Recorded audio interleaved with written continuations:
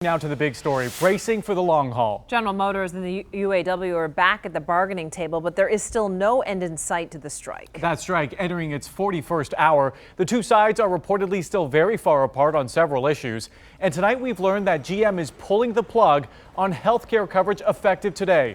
Also new information about what GM is now offering workers. 7 Action News reporter Jennifer Ann Wilson is live at the Detroit Hamtramck plant. Jen, what have you learned? Well, I've spoken to people from the UAW and people from GM. Both are saying they're still talking, and that's about all they're saying is that no one has walked away from the negotiation table yet. So that could be good news, but some insiders are describing it more as a stare down. They're just so far away from agreeing on some pretty major issues. And then today, the announcement that GM will not be covering the cost of health insurance, definitely a surprise to people here on the picket line. The UAW says they'll step in to cover the cost, and people I've spoken with here striking say they're still feeling strong. It's community support. Oh yeah, we get a lot of honks all day long. That helps put a spring in their step. Striking can be stressful. Yeah, emotionally, financially, economically, it's all there, and some people aren't as prepared as others, and we're there to lend a hand to our union brothers.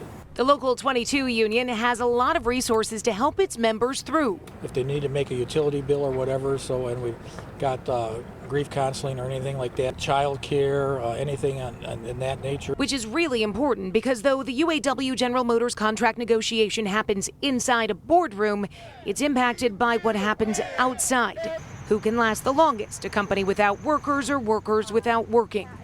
A strike was declared Sunday morning, hours after General Motors presented a $7 billion package that included 5,400 jobs. Today, we're also learning it included a 2% wage increase for the first and third year, a 2% lump sum increase the second and fourth years. The UAW said it was too little too late and still didn't address their major concerns. Today, a big blow from General Motors for the 49,000 workers on strike. Instead of carrying health insurance through the end of September, the company is cutting them off today. The UAW says they will step in and pay with the strike fund. They're going to pick up not our vision and dental, but they'll pick up our major health care and our prescriptions. But it means the strike fund, which pays workers on the picket line a $250 weekly stipend, will deplete quickly. Hearing that news at all is not going to put a damper on us. We're out here until we get a settlement, a fair and a just contract. So whatever it takes, whether we lose our health care, whether we don't get $250 a month anymore, whether we run out of money, we're here until it's over. Here on the picket line, a number of workers. We've also got a congressman who just showed up from Youngstown, Ohio to show his support. He's out there talking to workers right now.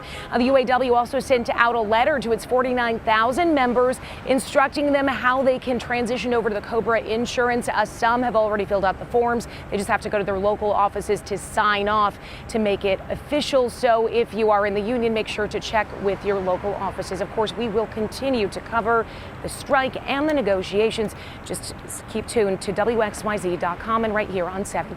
Reporting live in Detroit, I'm Jennifer Ann Wilson, 7 Action News. All right, thanks, Jennifer Ann. Coming up at 6, a closer look at GM's decision to pull the plug on health care coverage for strikers and what that means for the union workers' families. And for a closer look at when negotiations could continue or GM's current inventory and how the strike will impact it, go to our website, WXYZ.com.